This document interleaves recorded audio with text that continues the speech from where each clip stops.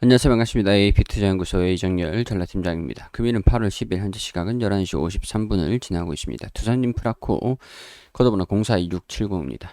자, 두산인프라코가 일단 61선에서의 반등, 8월 5일, 4일, 5일쯤에 반등이 살짝 나온 다음에 6일하고도 지금 이제 17,000원 부근을 돌파를 하지 못하고 있는 상태에서 그대로 주가 추이를 유지를 하고 있는 상태입니다. 일단은 이평선 위에 상단의 주가 위치에 있다라는 부분들은 아직까지 좀 상승 동력이 남아있는 상태에서 뭔가 좀 이제 눈치를 보고 있는 그런 상황들이 아닐까 싶은 그런 대목이지 그런 대목이라고 생각이 됩니다. 일단은 여기서 좀 이탈하는 움직임들 보여주다가 결합 분할이 완료가 됐죠. 일단은 61선의 상단의 위치에 있으면서 주가가 일단은 떨어졌다가 반등 나왔다가 이런 식으로 좀 보여주다가 많이 올라왔어요. 올라온 상태에서 주가 흐름들 여기에서 61선을 또 지지를 받고 유지는 되고 있다는 얘기죠. 그러니까 61선을 추후에도 주가가 만약에 21편은 이탈을 한다. 순서가 이렇게 됩니다. 21선을 이탈을 하는지 61선을 터치를 하는지 일단은 21선을 이탈을 하는지 여부들을 체크를 해봐야 된다.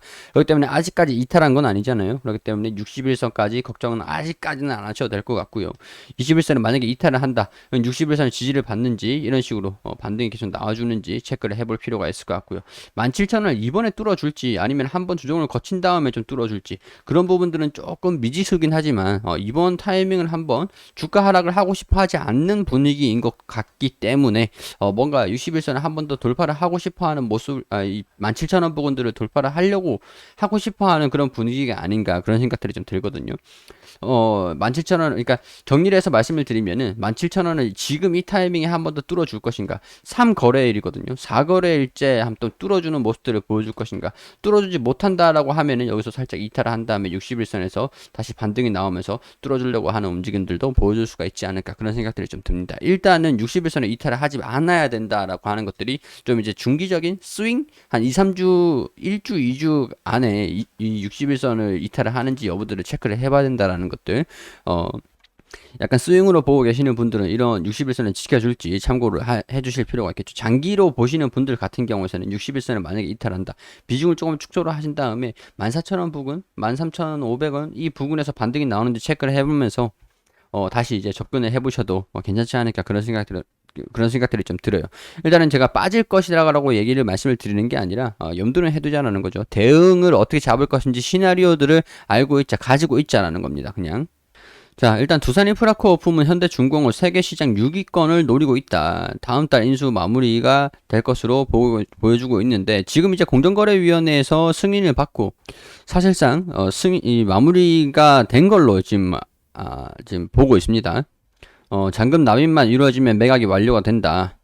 일단은 잔금을 납입을 했다라는 소식들이 두산중공업이라든가 현대건설기계 그리고 현대중공업 지주 같은 경우에서 일단은 없는 타법인 증권 취득 결정 뭐 이런 소식들이 좀 있는 상황들인데 잔금 합병 결합 심사 뭐 합병 관련돼 가지고 공시가 나온 것은 일단은 없는 상황들인 것 같아요. 일단 이번 달쯤에 일단 기업 결합 심사가 받은 걸로 완료가 된 걸로 알고 있는데 뭐 일단 결합 심사 공정거래위원회에서 승인을 받았고 여기 기업 결합 심사는 무난하게 통과될 것으로 보인다. 잔금 납입만 이루어지면 매각이 완료된다. 지금 상황들을 보면 현대중공업 지주의 현대제뉴인 밑으로 이제 들어가게 되는 상황들이죠. 기존의 시장 점유율이 두산인프라코어가 40%, 현대건설기계가 20%, 이 두 개 합하면 60%. 국내 굴착기 시장 점유율 절반 이상을 일단 현대중공업 지주가 차지하게 되기 때문에 일단은 수혜를 따지고 보면은 결국에는 두산인프라코의 수혜보다는 현대건설기계, 현대제뉴인 그 수혜가 현대건설기계라든가 현대중공업 지주의 수혜가 좀 더 크지 않겠나 그런 생각들이 좀 들 수밖에 없는 상황들인 거죠. 근데 이제 현대의 브랜드, 현대 브랜드 값도 있고 글로벌 시장에서의 지원, 그런 것들도, 그런 것들을 보면은 현대, 두산인프라코 같은 경우가 조금 이제 또, 수혜를 좀 받을 수 있지 않을까 그런 생각들이 듭니다. 자, 일단 글로벌 시장의 영향력이 강화가 될 수 있을 것으로 기대를 해볼 수 있겠다라고 할 수가 있겠죠. 세계 유입권까지 노려볼 수 있다. 글로벌 견찰 기계 시장 점유율이 지난 19년도 기준으로 볼보 다음으로 두산인프라코, 현대건설기계 합치면 볼보건설기계 뒤를 잇게 되는 셈입니다. 얘네들이 이제 합치게 되면은 볼보하고 이제 싸우게 된다. 이런 것들은 이전에도 몇 개월 전에도 계속 말씀을 드렸었던 것들이니까 일단은 당분간 투트랙 전략으로 진행이 된다 라고 합니다. 일단은 나중에는 언젠가는 합병이 될 수도 있겠다라고 하지만 그건 이제 추후에 그런 소식들이 나와주면이고, 될 수도 있겠구나라고 기대를 하고 있는 상황들인 건데, 당장은 투트랙이 진행이 되는 겁니다. 제품 사양의 차이가 존재하기 때문에, 현대하고 기아차라고 현대차를 생각하시면 될 것 같죠. 현대건설기계는 저가 라인 위주의 제품을 많이 판매를 하고 있고, 두산인프라코 같은 경우에서는, 사양이 고가 라인 위주로 제품을 생산하고 있다. 당장은 뭐 합병하는 건 시간이 필요하고 매년 정도 시간이 더 필요하지 않을까 그런 생각들이 좀 듭니다. 두산인프라코 입장에서도 인수시에 국내 시장 점유율 그리고 신용도 개선 이게 크죠. 구매 협상력, 브랜드 값이죠. 브랜드 값이죠. 세계 시장 진출 여러 가지들의 시너지 효과도 클 것으로 보인다라고 이제 보입니다. 당초 계획은 9월에 인수 예정이지만 인수 절차가 순조롭게 진행돼 늦어도 8월 달 안에는 인수가 마무리될 것으로 보인다라고 하고 있는 상황들이니까 이런 소식들이 지금 긍정적으로 반영이 되고 있는 그런 상황들이다라고 생각하시면 될 것 같습니다. 일단 연결 재무 실적 발표를 했는데 일단 영업이익 자체가 두산인프라코의 제가 이전에 별도로 두산인프라코의 실적을 좀 따로 계산을 해봐야 될 것 같다라고 말씀을 드렸는데 따로 계산을 해서 나왔습니다.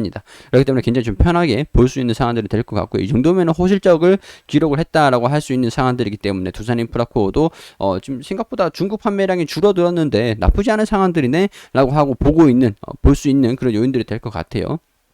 자, 이 기사를 보면은 내용들이 좀 작은데 자, 현대건설기계와 두산인프라코가 중국을 넘어서 북미, 유럽 등 시장에서 성장 수준을 높이고 있다. 두 회사가 현대중공업지 중 한 식구가 될 예정인 가운데 앞으로도 시장 다변화 전략을 이어나갈 계획이다.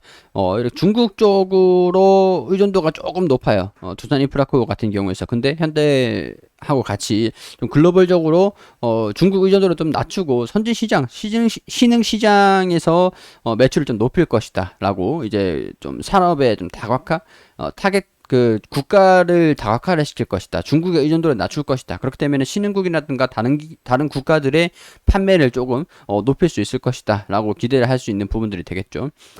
국내 신흥시장, 선진시장 수요가 골고루 증가하고 있는 만큼 하반기의 실적 성장 전망도 긍정적인 상황들이다. 중국의 인도 홍수, 태풍, 자연재해에 따른 복구 수요도 예상을 하고 있다. 자, 2025년도까지 전 세계 시장 이거를 시장 규모를 점유율을 볼보로 넘어서겠다라고 이제 목표를 잡고 있는 거예요.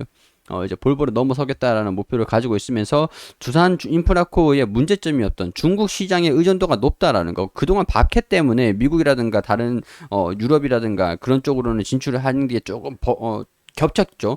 겹쳐가지고 조금 이제 배려를 서로 해주고 있었는데 이제는 두산 인프라코 입장에서는 뭐 그럴 필요가 없는 상황들이 됐으니까 중국의 그동안 좀 저평가 요인이었던 중국의 의존도를 좀 낮춘다. 글로벌적으로 점유율을 좀 높일 수 있는 요인들이 긍정적으로 반영이 된다라고 한다면 이 주가도 긍정적으로 움직이지 않을까. 근데 이거는 좀 시간이 좀 걸리는 요인들이기 때문에 여러분들이 그 시간을 버틸 수가 있을지 아니면은 글로벌 경기가 긍정적으로만 움직여 줄지 그런 것들도 판단을 좀 이제 잘 하시면서 지켜볼 필요가 있다라는 것들 말씀을 드릴 수 있을 것 같아요.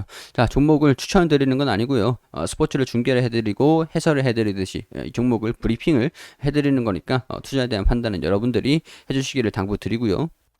단순히 참고용으로만 이 사람은 이렇게 생각하고 있구나까지만 생각을 해주시면서 봐주시면은 감사드리도록 하겠습니다. 그리고 AP투자연구소에서 매일매일 무료로 종목을 추천을 해드리고 있습니다. 검색창에 AP투자연구소를 검색하시면 홈페이지가 나옵니다. 홈페이지로 들어오게 되시면 여기 라이브로 깜빡깜빡거리는데 밑에 2021년 무료 추천 종목이 있거든요. 여기 들어오게 되시면은 매일매일 김윤주 소장님께서 종목들을 이렇게 추천을 드린 내역들이 게시판들이 있습니다.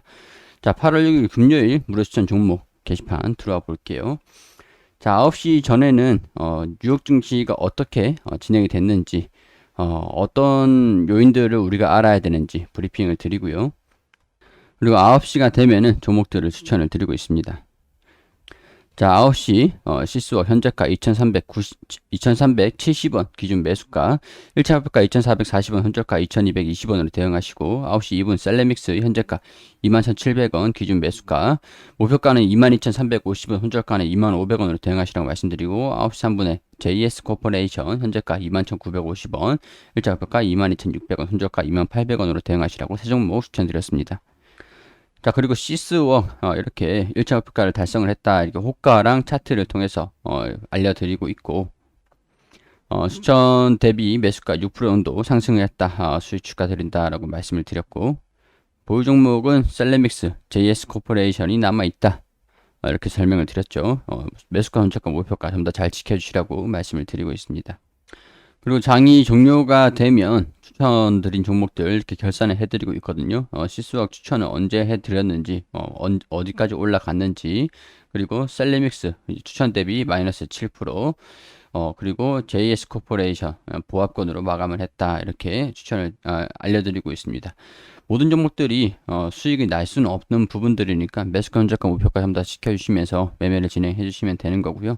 그리고 이렇게 보면은 전반적으로 추천드린 내역들 수익률 이렇게 확인을 전부 다 해드리고 있죠. VIP 회원분들도 모집을 하고 있으니 1833-6014로 연락 주시면 친절하게 안내 드리도록 하겠습니다. 관심 있으신 분들만 연락 주시면 되겠습니다. 자, 그리고 매매 결산 보시면은 추천드린 종목들 수익률 이렇게 손실도 있고 수익도 있고 이런 식으로 전부 다 공개를 해드리고 있거든요. 추천 종목은 여기 보시면은 어떤 종목들 추천 나갔는지 이런 식으로 올려드리고 있습니다. 그리고 우리 테마주 검색기 굉장히 유용한 어플리케이션이죠. 실시간 차트, 테마 분석, 테마 순위까지, 테마 강도 이렇게 전부 다 어플리케이션 하나로 충분히 전부 다 확인하실 수 있는 프로그램입니다. 굉장히 호응이 좋으신데 굉장히 유용하니까 다운받으셔서, 모바일 버전, PC 버전 있으니까 다운받으셔가지고 무료로 그냥 사용하시면 됩니다. 홈페이지 많은 관심 부탁드리도록 하고요. 저는 여기서 인사드릴 수 있도록 하겠습니다.